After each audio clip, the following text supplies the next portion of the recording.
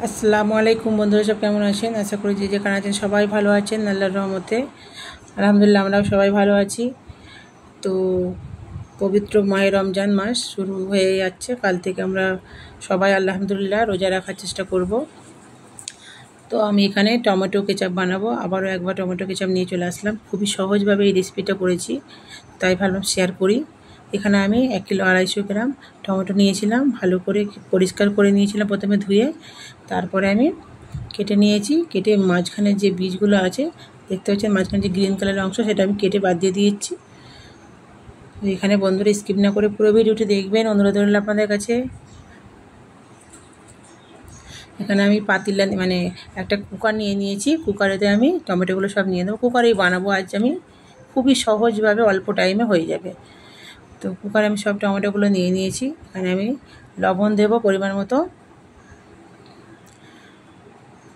তো লবণ দিয়ে দিলাম,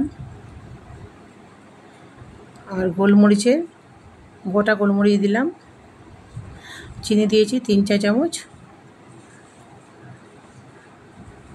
আর আদা রসুন গোটা দিয়েছি, বিট লবণ, আর একটা পেঁয়াজকে আমি কেটে দিয়ে দিয়েছি। গোটা দিলেও অসুবিধা নেই। এখানে চিনির পরিমাণটা কেউ যদি একটু বেশি দিতে পারেন, তিনের জায়গায় 5 চামচ দিতে পারেন, অসুবিধা নেই। এখানে আমি ভিনিগার দিচ্ছি। ভিনিগারটা আমার বাড়িতেই বানানো, তো শেয়ার করি না কখনো। তো আপনারা যদি বলেন তাহলে আমি শেয়ার করব আপনাদের সঙ্গে।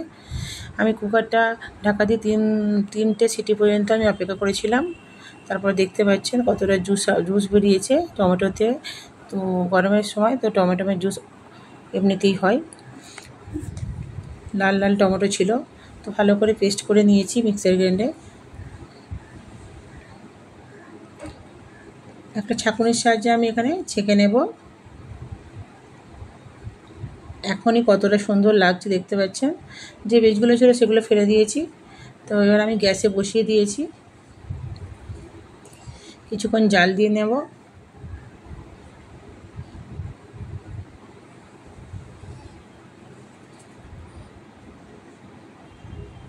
একদম অল্প টাইমে এই কেচাপটা বাড়িতেই বানানো যায়। তো বন্ধুরা অবশ্যই স্কিপ না করে পুরো ভিডিওটি দেখবেন স্টেপ বাই স্টেপ, তাহলে বুঝতে পারবেন কতটা সহজভাবে আমি বানিয়েছি। এখানে আমি একটু রঙের জন্য সামান্য কাশ্মীরি লঙ্কা দিয়েছি। তো আপনারা চাইলে নাও দিতে পারেন।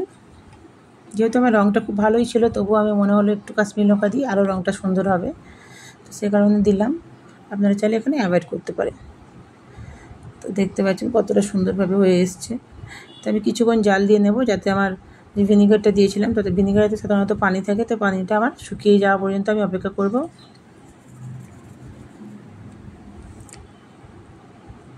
তো গ্যাসের ফ্লেমটা কিন্তু স্লো করে দিয়েছিলাম, নাহলে খুব ছিটকায় বন্ধুরা। তো আমার রান্নাটা হয়ে গেছে, দেখতে পাচ্ছেন কতটা সুন্দরভাবে আমি তুলে দেখিয়েও দিয়েছি। রঙটাও সুন্দর এসেছে খুব। একটা কাঁচের জার নিয়েছি, কাঁচের জারটায় আমি ঢেলে নেব। তো বাড়িতে রেখে, এখন তো রমজান মাসে তো অনেক সময় বেশিরভাগ পকোড়া বানানো হয়, পকোড়ার সঙ্গে খুব সুন্দর লাগে খেতে। তো ভালো লাগলে লাইক শেয়ার কমেন্টটা করতে ভুলবেন না বন্ধুরা। অবশ্যই পাশে থাকবেন, আবার নতুন ভিডিও নিয়ে আসবো। সবাই ভালো থাকবেন, সুস্থ থাকবেন, আমার পরিবারের জন্য দোয়া করবেন। আল্লাহ হাফিজ।